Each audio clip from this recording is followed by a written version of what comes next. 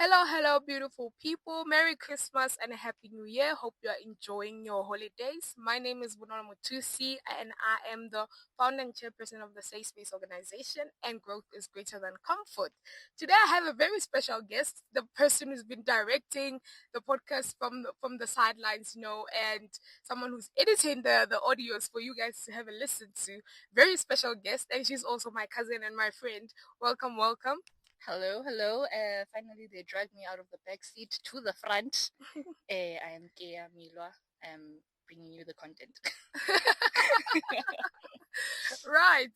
Um, we just thought we should record this as the last episode of 2025 because we think it's a very important conversation for us to have as people out there. Like, we hope that this sparks a conversation within yourself and with your family as well, because the greatest or most beautiful thing that God has created is the unity, the family, the structure of family, the importance of family. And that is why it is important for us to nurture and take care of it. But we've noticed, all of us, there's been a cycle of broken families, broken family dynamics, toxicity in families, that creates a trauma that is unnecessary. There is trauma that honestly is for growth. It's important that certain things you go through in life, but there's certain things that we could have been saved from as kids growing up, and our fathers or mothers or sisters, brothers, and could have been saved from certain things and would have made life easier. So we wanted to talk about broken family dynamics. And this is not us saying that we have dealt with the dynamics that we have at hand with our families. It's just we are being vulnerable and bring it on the table and saying, hey, it's 2025. Let's make 2026 a bit lighter, a bit better. Where we are able to, like I said, the biggest thing for me and what we're trying to achieve with the podcast and anything that I'm going to start or have started in life is to create that safe space out there, be it in the working environment, be it in families, be it in friendships. The greatest thing that you could have is a safe space to be yourself, to express yourself with respect. Obviously, we are not the I'm like this and full stop. No, no, no. We are forever evolving. And that's why I feel like it's important for us to have this conversation with Kia. What do you think? I think what you said is correct, Neil.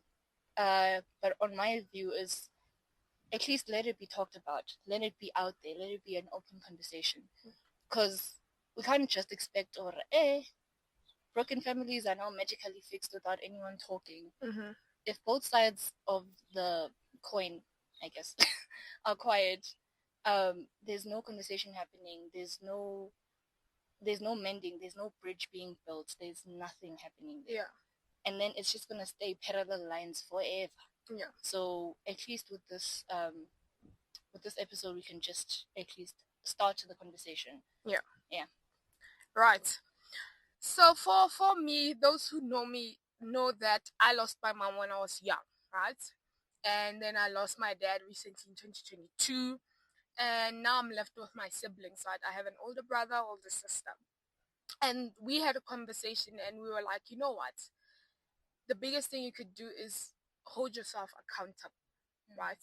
And the greatest act of love is consideration. If we can all maybe sometimes pause, not even sometimes, always, just when I'm doing something, I consider how will Gia feel about this, right? Imagine, like I said to you the other day, that imagine I set this timeline and I say, by this time we should be done with this, and I don't give you room for you to say, actually, I don't feel comfortable with 1, 2, 3. I think this way and things like that.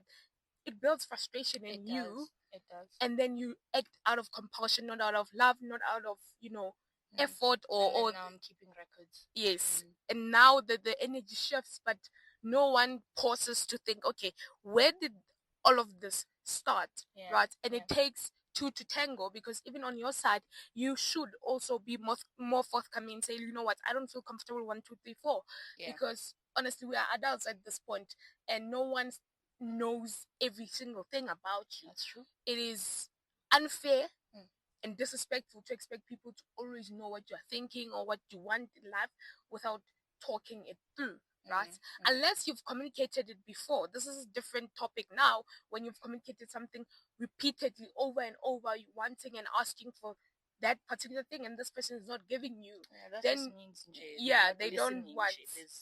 there's no respect happening. Exactly. Then you walk away. But if you've not communicated it, you do not have the right to be frustrated with me or angry at me while you have not acted on your part. Yeah. Right. Yeah. So with that type of family dynamic for us, it's a lot of healing needs to still happen. Yeah. There's a lot of moments or trauma bonds that we've had, but without any execution of the solutions that are needed. True. Basically in finding that healing, right? They still needs to be counseling that needs to be happening, right? There still needs to be a lot more talking to realize that, oh, you thought that maybe my dad preferred me over you, but that's not the case. He actually he was closer with me because I was the one who took care of him when he was young. Yeah. And then that blew off their minds and they were like, oh, we didn't think of it like that. Yeah. Because you guys were not here. I was the only one here. So he has no choice but to be closer with me. Yeah. And I also want to say, being an aunt now, please respect me, I'm a Rakadi. Right? Being an aunt, I realize how it takes something so little to make my niece's day. It doesn't take much, right? And for my family, I don't want to say extended family members. I want to say my father's family and my mother's family members, who knew what was going on in our home, but still didn't do anything. And possibly the excuses would be, no, I'm far away, or no, I didn't know about it, to erase the fact that they didn't make any effort. Yeah. Or it could have been a thing of, your father was very defensive, so there was no way I was talking to him. Think of that little girl who was left alone in that situation, in that type of situation. Yeah. And no accountability still. Years later, there hasn't been any, I am sorry, I'm taking accountability, I did this, full stop. It's a whole conversation of, no, I Still did this, excuses and all of that. I had a conversation with my niece. I was like, look, a lot has happened between your mom and your dad, but that's not my business. I care about you. I care about your safety. Yes. I care about your good grades. I care about you being a happy kid. Like whatever that you need to be good, to be healthy. If there's anything that is bothering you, call me. I will drop everything in your work and come to Mafiki and sort it out. That girl sleeps knowing that my aunt has me. And I said, if I ever promise you something and I don't pull through, hold me accountable. Don't say, no, she's an adult, I'm going to keep quiet, because that's how reckless behavior starts, where people do things repeatedly and think that it's okay because maybe you're doing it to a child today, but tomorrow she's an adult who has addiction issues, who has this, but you don't look back at, what did I do to this child? Right? Another thing that I want to bring to the table is labels. I've been labeled the disrespectful kid, and the only reason is because I don't tolerate nonsense. I call a spade a spade. My dad always said it is like, I wonder who you marry, because my girl, you are one person. I say it like it is. Yes, and it is not out of disrespect, it is actually out of respect. Because I said to my dad, if I don't cruiser you or I don't warn you about certain behaviors that you're doing, other people there, you've noticed, they don't love you the same that I do, the same way I do. Because they will let you go drink without eating and think it's okay. But I'm your kid. I know what it does to your health. And if I don't call it out, no one is going to do it. True. And that shows that they don't care less, as long as you are there having fun with them. Yeah. But I need to call it out because you're my dad at the end of the day and I don't want to lose you. Yes. And he started seeing things from a different perspective. Before it was defense of like, no, that is disrespectful. Why are you telling me like I'm a kid? And I'm like, it's because you are behaving like what? If you behaved like an adult, I wouldn't have had the responsibility of having that burden of always chasing around you and your health and saying, no, please take care of yourself, drink pills and all of it. It's a burden on its own. So I'll take that label. I'll take the disrespectful kid label. As long as you can defend whatever that I've said. Disrespect means that whatever I said, there's no truth in it. it is actually it's just false accusations. False accusations. But if there's any truth to what I said, change the label. And to me, it's a thing of, unless someone is able to take accountability, there's nothing I can do with you further. Unless you are able to say, you know what, I did this and I'm sorry. How can we move forward? I'm not going to call you. Yeah. I'm not going to beg you to show up in my life. I did it once. I said, this is one thing I need from my family. If it is not given, I'm chacheli murao. Yeah. And now it's a shock that you actually did it. I actually am distant. Yeah. So, and now theories come about like, oh, Bunoro is distant because 1, 2, 3. No. Trace back the steps and realize where did we lose the plot. But I think, and I don't blame them because I've seen the effects of like the traditional way they were raised, our parents and the older generation. Yeah. Saying sorry or holding themselves accountable. It was not a thing. It's still not a thing. It's not a thing. It's like we are making them to be villains in some type of way. Just because you've done something wrong doesn't mean that all of a sudden you're a villain. Yeah. People make mistakes. All people the time. Do things that are hurtful towards each other. And if we are going to live without hurting other people, forget about it. That's one thing I've come to learn as well, that I also hurt people in a certain way. I always viewed it like I've been hurt, so I always focused on my own hurt. But I didn't realize the actions that followed the hurt is how I also hurt those people. Because for me, I used to be, okay, you go low, I go lowest. I did not play.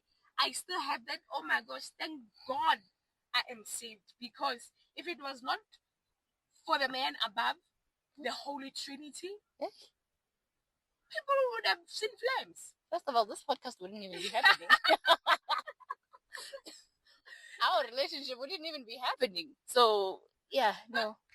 Right. So it's just that. Like, it's a thing of, I can speak about it now because honestly, I am forgiving them. I'm not going to say I've fully forgiven what they've done. Yeah. But I am forgiving them. And the beauty of forgiveness is that it's a gift to me, not to them. Not to them. 1. 2 is the fact that I'm not at peace with myself because I know that whatever that I'm doing based off actual actions that were repeated. Yeah. I'm not coming out of the bloom and just acting out. Yeah. It's not like a one-time thing. It's a thing that was built brick by brick by brick. And there's a quote that says, if someone shows you who they are, believe it. True. I am tired of loving the potential of what people could Don't fall for that. Don't fall for that mistake. Please, I've done it way too many times. Usually when you see the good in people and what they can become, and then you leave the present tense, now you're falling in love with the future. Yeah. Not the actual person. Yeah. You're falling in love with what they could become. But then also, there's also the negative side. They could become worse. Yeah. Which you do not consider at all. And you're just chasing your own fairy tale. But if they did 1, 2, 3, they could do this. They just need my support. Yeah. At some point, you yourself get drained. You yourself get drained, and it's at a point where, personally, I'm at a point where right now, I don't have the energy anymore. I don't have the energy. Yeah. If you say 1, 2, 3 to me, I will go according to what you said. Yeah. The rest, I'm done with potentials. If I see a potential and I see that you're working towards that potential, then I can be supportive. Yeah. But if I see potential and then I see that you don't see this and you're not trying to see it, then I meet you where you are. Yeah. Exactly. That's so good. There was a sermon I listened to. I forget the pastor. I told you about it, where she was saying the reason we are so hurt and we are holding traumas that we shouldn't have experienced at all in the first place is because you gave the wrong people certain responsibilities in your life. Yeah. You need to give people responsibilities according to the access that they should have in your life. Now you're also giving access to the wrong people. Then you end up giving them the wrong responsibility. Yeah. Then they hurt you and you wonder why you are hurt. I cannot expect someone who hasn't showed up in my life for the last 10 years to magically show up today. True. I cannot. It doesn't make sense. It is so dumb to expect that. Yeah. Or all of a sudden, magically, to expect a specific friend who I know doesn't care anything about anything I do. Yeah. They're just those friends, just there. Just around. Even friends is too much. It's a big word for that relationship. Then I give that person responsibilities of a friendship. Yeah. I'll forever be hurt. Right? You need to give people responsibilities according to the levels at which they operate in your life. Yeah, true. According not to their potential, according to who they are. Yeah. Yeah. Because sometimes you're expecting a lot from me and I don't know. And then I wonder why you're always frustrated with me. Yeah. And it's because you see the potential for me to be this great cousin, great sister, all of that. But I'm not getting there. And then you are troubled. You like peace. But I'm moving freely in my life. But you are haunted. I'm the one carrying the resentment and everything. Do you get what I'm saying? Yeah. Yeah. So that's another thing I wanted to bring. Like giving people responsibilities according to who they are. How do you think you have, I don't want to say navigated because it feels like maybe we've gotten somewhere. I feel like maybe for me and you, maybe we are starting to talk about certain things, especially now. Here is my cousin from my mother's side. So we only started talking about the real stuff recently because we were like, what, if we don't talk about it, then, when are we going to talk about it? Yeah, true. Right. True. So how do you think on your own, how have you helped yourself navigate the broken family dynamic, or how have you coped with the broken family dynamic? Hey. Hey, how have I coped? Usually, or should I say in the past, rather. Yeah. In the past, I would use superficial methods, cover up what you can see and don't go deep. Yeah. As the movie Frozen says, conceal, don't feel. Yeah. So what I'd usually do, this is now back when I was in high school, because the thing is, I could see the cracks in the foundation forming. Yeah. But also, I was quiet about it, because it wasn't my place to even speak about those cracks. Yeah. So I was quiet about it. I would just close myself in my room. If I'm not at school or some extra activities, I'm in my room. I would close myself off so much that music became my safety. Yeah. It became my safe space. So much so that I've even ventured to foreign music and whatnot. But then that's neither here or there. But then that was just like me trying to console myself for the minute, for the hour, whatever it would be. I would even sleep with music on. Yeah. To this day, I still can't sleep with the lights off. Yeah. Because I feel like if I'm in the dark, it's quite scary. Yeah. It's quite scary. So, but yeah, no, I haven't dealt fully with all of this. So how I cope with the broken family dynamics now is I focus on myself more than I focus on others. Because focusing on others is what put me in a place of passiveness in the first place. Yeah. Because I would ignore myself a lot. Yeah. And I would ignore my feelings. I would ignore, oh, I'm hurt. Okay, no. Are you hurt? Are you okay? No, never mind that I'm bleeding. Yeah. I'm going to assist you first. Yeah. So now I've learned to notice my pain, notice my emotions, try to regulate myself before I regulate other people, try to manage myself first. Yeah. So that's how I'm trying to navigate currently. Yeah. That's so good. That's so good. So for me, how I navigate the broken family dynamics now is that I share my expectations. I've shared my expectations with my sister, and that has helped our relationship, right? And because I've seen the product of me starting to share my expectations, because before I'd have expectations for you, but not share them. So you wouldn't even know that you're operating on low tolerance level for whatever that you're doing. You think it's cool because you've always done it. Right? And you haven't spoken. And I haven't said anything, and it's not helping anyone. That's the conversation I was having with my friends, actually with you and the rest of my other friends when we were on my birthday trip, that being passive doesn't help anyone. So now I make it a point to make sure that I share my expectations with you first, right? And this is what I live by right now, is that you know those people when, let's say, maybe you're in a toxic relationship and me as your friend, your sister, your cousin, I don't say to you like, hey, like, maybe have you considered that this relationship is not good for you, right? I wait for you to go through such a traumatic experience because I knew it would happen, right? Deep down, you also knew, but you were in denial. But I knew and didn't say anything. And then when that thing happens, I'm like, yeah, I knew it. Yeah, I knew this is gonna happen because one, two, three, four. I hate that. If you ever do that in my life, you are cut off the following day immediately without any reconsideration. You know why? It's because you didn't consider my feelings. You didn't consider whatever that is happening around my life. You know me. I believe the people who are intimately involved in my life know a bit more about me and know how I operate or know certain cues of why am I a certain way, right? It should have become clear because if you don't, clearly we are not that close. And then I don't say anything and then something like that happens. How do I live with myself? As me, I operate from a point of I'll take you aside first and say, hey, I think this relationship is not gonna work for you. One, two, three, four. I give you factual things.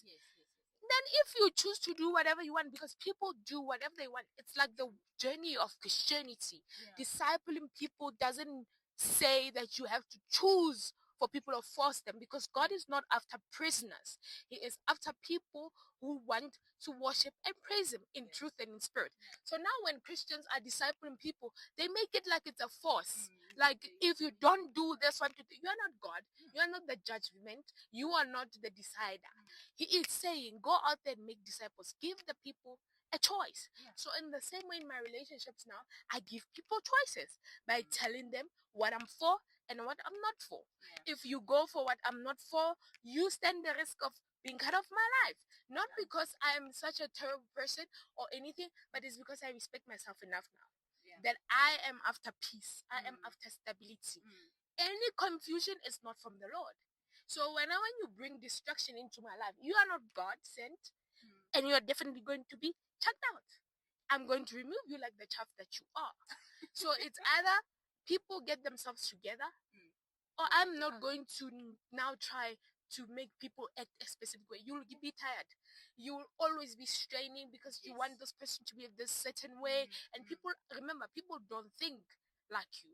So that was one thing that was also frustrating me, is that this brokenness could have actually been amended ages ago if it was up to me. But the thing is, it's not up to you.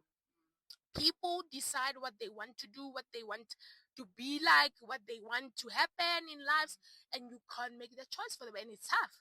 All you can do is accept the choice and respect it and step back. So when someone is sleeping at night and they are happy with their soul, even though they have destroyed families, that's chill. That's who they are, right? And it's so dangerous now that prayer and spirituality is being weaponized to act out. No, wait, wait, forgive them. You always, my child, the Lord will want you to forgive them. Yes, He will want me to forgive them, but He will also want me to protect myself, to cut them out. Cut it out. Because if you are not pouring into me to grow, you are definitely draining. You are taking out the ingredients out of the system for me to be better. So rather go, right? I can't exit my own life. It's my life. So it's either you exit or I exit your life. Simple. Right? So for me, that was so important. It's like sharing the expectations so that people know Bonolo, expectations is 1, 2, 3. So that when you say, this hurt me, all of a sudden they are not shocked. When they act shocked, you bring evidence. You're like, we had this conversation, 1, 2, 3, 4. Not, yeah, I want to you best all of a sudden. It's not healthy. It's not contributing to anything. You are not helping anyone. Now I want to talk about passiveness. That is one thing I spoke with Kia about for many years, for many things, like for a lot of things in our lives, in her life, around us. Passiveness is not going to help anyone. especially when it comes to broken family dynamics. Being passive and folding your arms and saying, you know what, now I will mind my own business. You know what I once responded to one of my uncles when I was speaking about a specific issue that was hurting us very deeply and hurt my father very deeply. My father died being hurt by that. And I always echoed that this behavior is not right.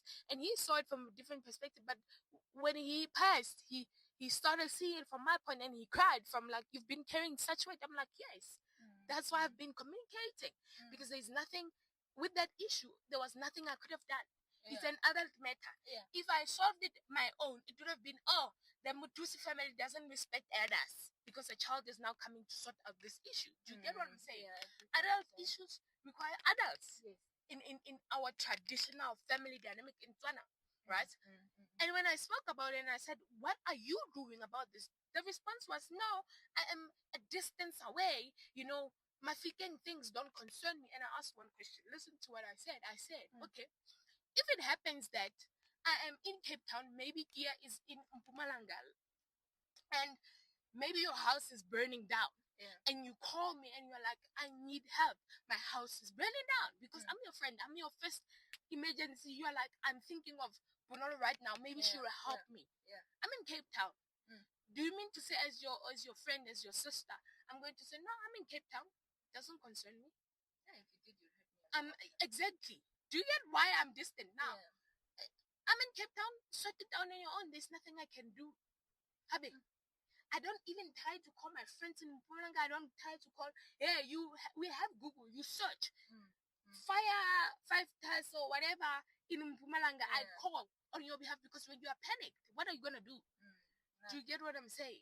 So it's that type of behavior, being passive and saying, as long as it doesn't touch my pocket or touch my life, I'm staying away. Think of it like if it was you facing that thing. You'd want all the help you can get. What would you want people to do for you? And are you acting that way? That is for passiveness. If there's anything that you are passive about out there, my question is, what is it serving? Like, how has it served you all these years? Yes, you have fake peace. You are like, oh, I'm at peace. No, you are not at peace because immediately you are in contact with that rakadi or aunt or whatever at an event, your heart starts boiling again. And that's the reward of passiveness. Because it makes you feel, just like the enemy does, he makes isolation it seems cool. Seems like, yeah, it's fine. It's fine like this because you don't want anyone calling you out because you're fornicating. Right? You are fine. No, I'm happy in my relationship. Each to his own. Yes, but your soul is being given away to a man that is not yours. And you don't want to hear that because you know when you come in contact with Bonolo, she's going to tell you. Right? And you're going to be forced to look at yourself. Exactly. So, before we speak of anything, before we can speak about how my uncle has done this, my aunt has done this, I need to first look at myself. Me, I'm at peace with myself because I've shared everything I wanted to share with both sides of my family. They know issues that have hurt me. They know certain behaviors that have annoyed me, let me say it nicely, and certain behaviors that have caused me to be disconnected. So now if someone acts shocked, my question to them is like, oh, when I was speaking 2-3 years ago, I was just speaking to a wall because you were clearly not listening. Like I said to my siblings that I will distance myself if certain issues are not sorted out. They are their own people. They are not obliged to choose whatever I'm choosing, but for me and my journey and what I stand for, I have to distance myself. And also I'm a person of my word, so it was very important that I honor what I had said in 2022 when I said, you know what, if this doesn't happen because you failed to show up in these particular times in my life before, this is one area where I need you the most now to show up. And if you don't show up, then I have to take it that you never show up for anything else, because that was the most important thing. That was a pertinent issue that was ongoing in my family at the time. And when the issue had been unresolved for so long, you have to accept it for what it is. Like we said, when people show you who they are, believe them. Because the more and more you hope, it's the hope that kills. When you hold on to the hope that I hope my uncle will love me better, will show up for me. There is a void 100% in my life that I don't have parents. We don't have parents right now. But that doesn't mean that every single person who is older or elderly, who is a man, is able to fill my father's shoes. Yeah. Then I start attaching to the wrong types of people in my life, all in the name of that void. And that is why it's important to hold the mirror up to yourself. So for me it was quite important to honor my word, because right now people's word is nothing. It is. People can easily say this and turn back tomorrow like nothing else. right? Yeah. It's what God was saying, that these people honor me with their lips, but their beliefs and entire lives are saying something else. You know, it's like a pretend show. Yeah, exactly. It's a performance out there, like especially in social media. Social media it's not real life. People show what they want to show. And for me with this conversation, it's quite important that we talk about it. What's important now with broken family dynamics is how to move forward, because the trauma has already happened. Things have already happened. The question now is, how do we move forward? And focusing on it is not the answer. Focusing on it to an extent of, this pains me so much, and this is the only way I'm gonna view it. Like, you hurt me so much. There's no moving forward. There's no going backwards. That's not the way to deal with it or navigate it. You have to sit down and realize, okay, yes, this hurts me, but why? You have to sit down with yourself and come to understand why you're hurt first. Before you go and address with whoever it is you're addressing the matter with. Because if you now go and address an issue that you haven't first talked to yourself about it or come to terms with, you're just going there with more hurt. You're going there with the aim to hurt people, actually, because you're feeling hurt. Like you always say, Bernard, hurt people. It's just, that's so good.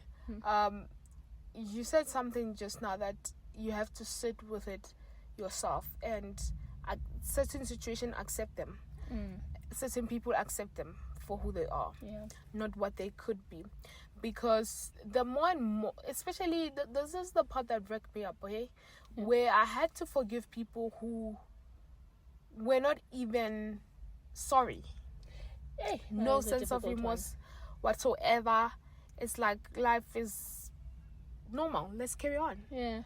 Like, I did what? When did I do that? Exactly. No, let's move on. What do you mean? So exhausting.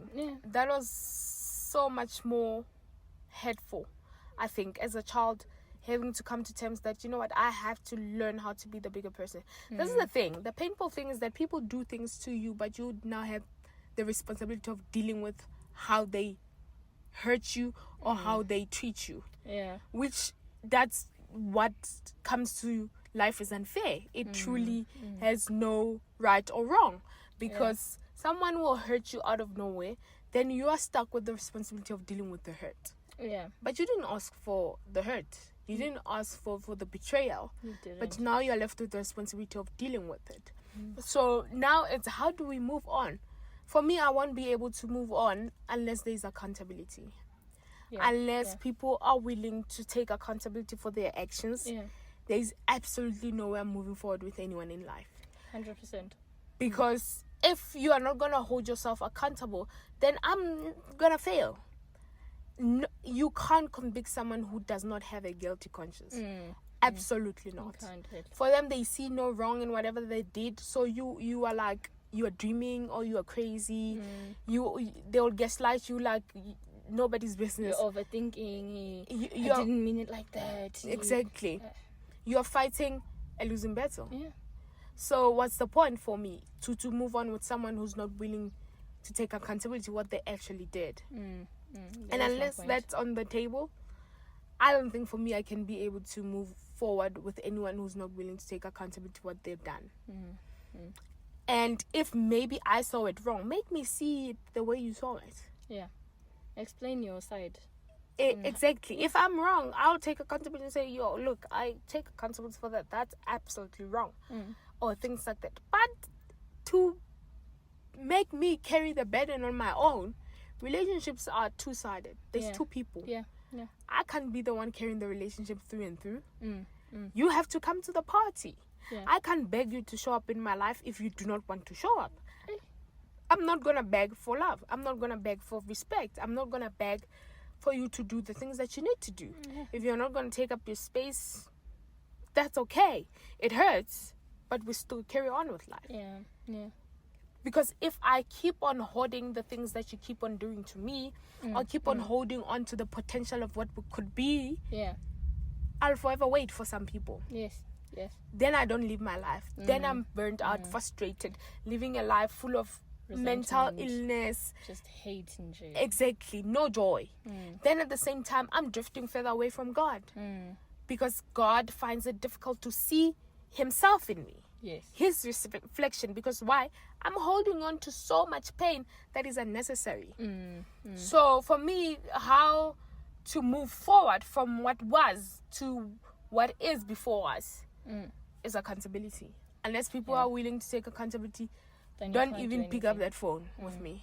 If you're gonna call me and then accuse me and take blame and whatever, and you not apologize, especially if you are an adult and I was a kid. 5-year-old must take responsibility for what a 20-something, 30-something, 40-something year old did. Come on, don't play games with me. No, that's not feasible. That's not sensible at all. It doesn't even make sense. Yeah. What do you think for you? What will it take for you to be able to move forward from certain things, or to move forward or move past the broken family dynamics? For me, considering my personality and how passive I am, I would say probably taking the courage to start the conversation.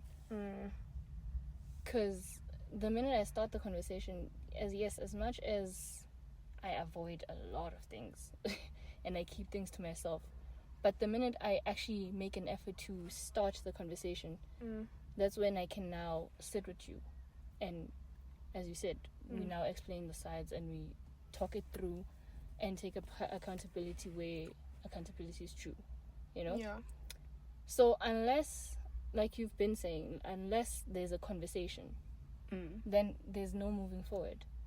There's no moving backward. You're just stuck in the same position, and then it just becomes a thing of, I don't speak to that person anymore. Why? Because they did 1, 2, 3, but they don't know that they did 1, 2, 3. They just see it as, Kia, stop talking to me and whatnot. I'm gonna let her be. When she's ready, she'll talk. But in that moment, I'm still harboring whatever else that I thought you did intentionally. So, as you've been saying, conversation is key. Yes, 100%. You said something now that you might be saying this person did 1, 2, 3, but they don't know. Which is fair sometimes, but sometimes it's really ridiculous for the fact. What's ridiculous is the fact that I have to tell you that you hurt me when you did 1, 2, 3. When you did it knowing full well that you hurt me. Like I said, the greatest act of love is consideration.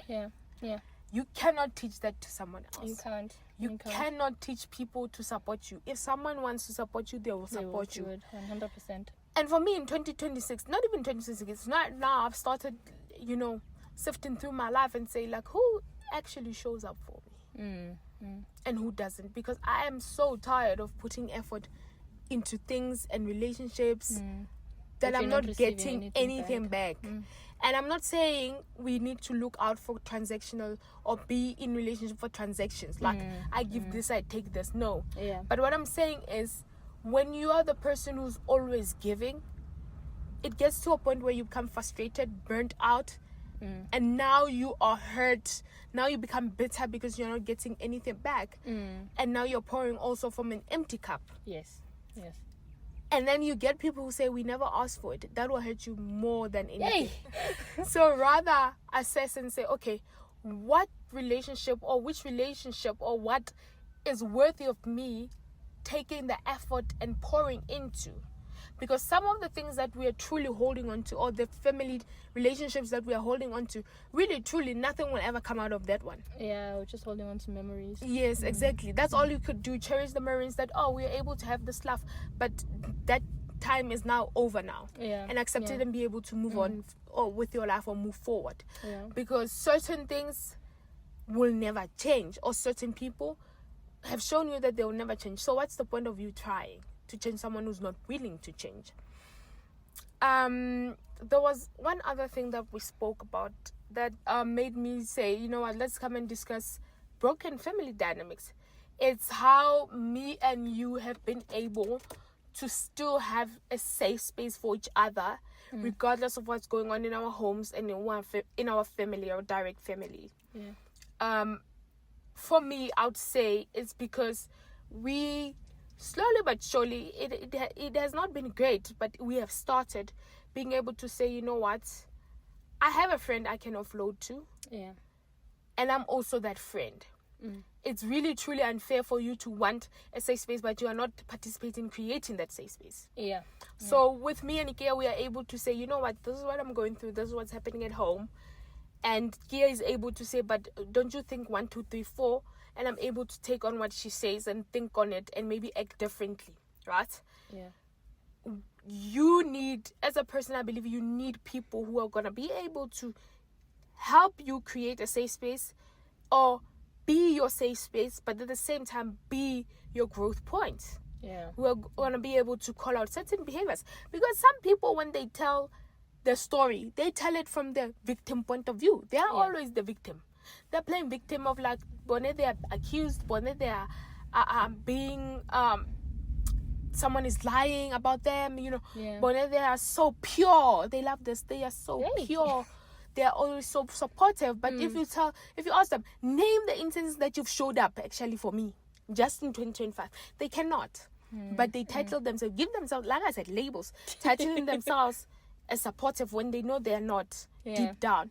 So you need to create a space for yourself and others around you that you're able to offload, vent, tell your story like it is, be vulnerable, but at the same time take criticism and feedback. Because we are so tired of working with people out there in the work environment that you can tell that this person has never been told that this behavior is wrong.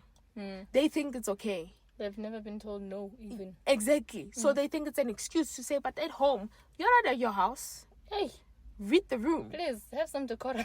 Exactly. Do you get what I'm saying? Why should we at work now be fighting about the fact that you are speaking like you're speaking to your child at work?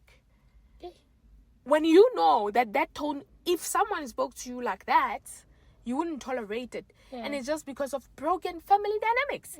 At home, the husband is not respected by the wife. So when they get the opportunity to be authoritative at work, they use it and abuse the power, like you said. We have problems. And most of them, when you look at them, broken family dynamics. When you look at mental health issues that are out there, most of them come from childhood trauma, which is a product of what? Broken family dynamics. So now, what are we doing about it? Because there was a song released, Ikabeng, I hope I'm pronouncing it right. It's such a good, mature, I want to say, I'm a piano house music song. And it speaks about how families are not the same anymore. Like, don't feel as happy as I am when I'm maybe with my family than when I'm at my own house. You know? And it's because of the unspoken things or issues that are existing, that are buried underneath, like, let's carry on. Let me tell you, no one is carrying on. Yes, you are carrying on physically, but your soul is still back there. You're still attached. It's still attached to that incident because it's not addressed. Just like you see certain people behaving like kids when they're adults. It's because the adult kid that was traumatized is now coming out and showing the issues that were actually existing very back then that were never addressed. Right? And I believe if we can address these issues more, we will have a better world in general. Yes. Happier people. Yeah. A very unified world. Exactly. And true unity, eh? Like I said, we pretend we are unified when we are not.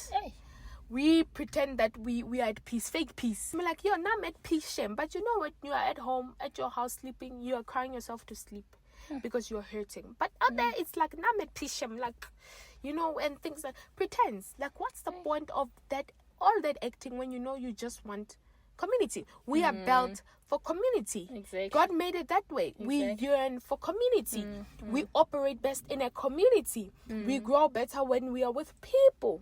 So this thing of isolating ourselves and you cutting people left, right, and center, sometimes you are cutting off the people meant for your growth. Yeah. The people God sent to your life to help you grow, you are cutting them off when they are meant to help you grow and recognize the grace of God in your life. No, but when now you are busy, clash. exactly. But when you are busy cutting off people, and sometimes the mirror is very important to look and assess your life and say, but like, what is going on? Yeah. Why are these people raising the same issue 20 times? Yeah. Then the issue is you. It's not the people. Because you're the common denominator, Maui. Exactly. So sometimes, yes, broken family dynamics are the cause, are the root, but we add fuel to the fire. You are the one exaggerating every single thing. Yeah. Even a thing that is not meant to be magnified, you magnify it to the extreme and you leave it out when it's not the case. So I want to understand from your point of view now. Yeah. How have you... We spoke about then now, but looking back at your life, what is the biggest lesson you would say? Or I don't want to say biggest lesson, but what is your biggest takeaway, or what would you say to your younger self in order to prevent all the other things that were unnecessary that have happened? What would you say to that younger self of like, okay, maybe do 1, 2, 3 differently so that this doesn't happen? The first thing I would say to myself, to my younger self, don't be afraid to stand out. Because I tried to fit in a lot, and it kind of held me back from a lot of things, from a lot of experiences, from a lot of lessons that I learned quite late in life. Yeah. So, number 1, don't be afraid to be yourself. Number 2, number 1, don't be afraid to stand out. Yeah. Number 2, don't be afraid to speak. Because I'm afraid of speaking. Do not hand me a microphone as you did just now. Anyways, don't be afraid to speak, because there's a lot of things that probably could have been solved earlier in life. Yeah. Had I just spoken about them. Yeah. Had I just at least raised the issue. Yeah. Maybe they would not be solved completely, but they would be far along in progression. And I think those two are the biggest ones. Yeah, just speak out and don't be afraid to stand out. Yeah. Because as much as you're bullied for standing out, like for example, Vele, in the entire world, the minute you say, "Oh, I believe in Jesus," 1, 2, 3. Yeah. Did you know the Bible? Don't. Yeah. How can it be correct? Different languages translate, and then you're just like, all I said was, I believe in Christ. Yeah. That's all I said. I didn't say now believe also. Yeah. Okay, but also it will be good for you to believe. But believe also. I didn't come point you with a gun and say give your life to Christ. Yeah. All I said was, I believe in Christ. Yeah. But then, so don't be afraid to stand out. Yeah. Yeah. That's so good. For me, would say that to my younger self that it's not your fault. Because some parts, at certain points, maybe I started looking at it from a point of view of maybe did I do something wrong? What did I do? What is so different about me? Yeah. How did I offend them? Yes. And maybe now I started suppressing myself a lot more than I should have. Because like you say, you want to fit in on a sudden. You don't want to be now that outlier. Yeah. But it was never my fault. Yeah. It was just adults who did not show up the way they were supposed to show up. Facts. And I take responsibility and accountability for the part I played in magnifying or allowing the situation to consume me a lot more than it should have. Because now I became this bitter, angry child because people chose to abandon me. Yeah. And now I started having abandonment issues when I didn't have to do that. All I needed to do was accept as a little child that these people don't want to be in my life. Keep them at bay. Full stop. Right? Yeah. That would have saved me a lot. It would have. Yeah. So I would say to that little girl, it was not your fault. You didn't know more than you do now. With what I know now, I'm a much better person.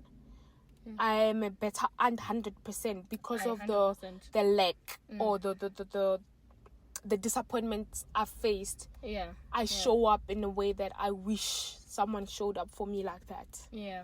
Yeah. Definitely.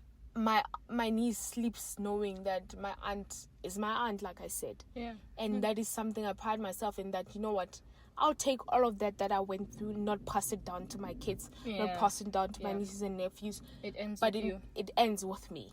You know, and what starts with me is greater, better things. Not saying that there won't be clashes anymore. Not saying that there won't be arguments or disconnects here and there. But to the extreme, like I've experienced before, that will never happen in my household. That will never happen in my family again. Yeah. Because I've taken a stand and said, you know what, this is what I can tolerate and this is what I don't tolerate. Yeah. So when someone continuously does things that they know causes me to grow distant towards them, then I'll choose to accept it, because you're making a choice. Every day is a choice. And we need to allow people to make those choices themselves. You can't force people to love you. You can't force people to show up for you when they don't want to show up for you, because you can feel it even in the energy and the vibe. There's a difference between when I say, Gia, my cousin, I love you very much, I appreciate you, and happy birthday, I love you. You know the way I talk to you. So now when you force people to show up for you, you will feel that this is forced. This is just for acting, for setup, you know. Yes. In closing, I think one last thing that is very important for me to put on the table is this, that like we said just now, it starts with you.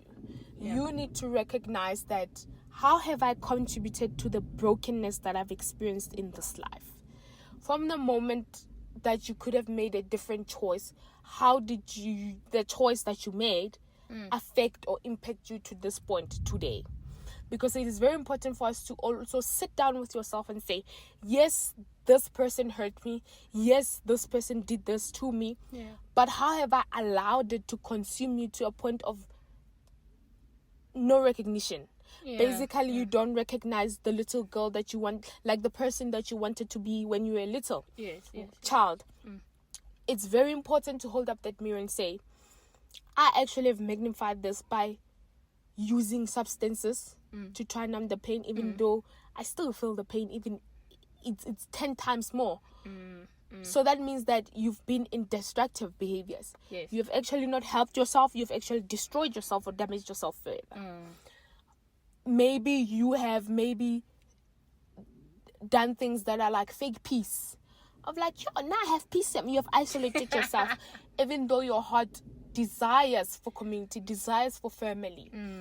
What are you doing now to get back to that intimate family community that you desire? Yes, there are certain instances or certain circumstances that you can't go back. I'm not saying go back to abusive relationships. Hey, please don't do that. But I'm saying reflect and sit back and say, but what have I done from my side that has caused me this much pain? Because we contribute to our own pain. Sometimes we are in pain because we refuse to accept people for who they are, like we said. We refuse to accept the situation for what it is. Imagine if I don't start dealing with my parents passing. They are not coming back. I don't believe in ancestors. I don't talk to them. And now I'm carrying this image that I'm still living with them. I behave like they're still alive. I just keep on hurting myself more and more and more. Exactly, right? Instead of accepting that, you know what, these people are gone, I need to start building a life without them. Yes, I'll remember them. I'll cherish everything that they did for me, but I need to be able to pick up the pieces and move on. Because the more I linger in that, and grief is something that is eternal. Like one afternoon I'm sitting and I'm thinking about my dad, I'm getting emotional. It's normal, it's grief. But the problem I have is now dwelling in that.